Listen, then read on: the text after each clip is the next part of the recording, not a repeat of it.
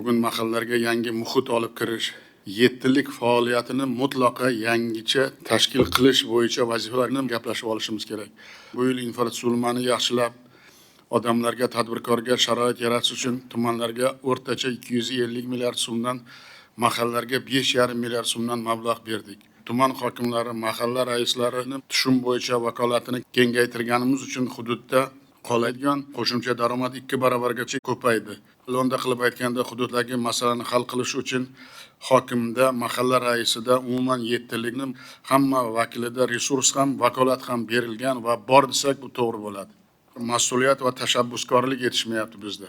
Ochig'i mahalla raisi hududi bo'yicha master reja qilishni, bo'sh yerlar, bino inshootlarini iqtisodiy aktivga aylantirishni o'ylagani yo'q desak bu ham to'g'ri.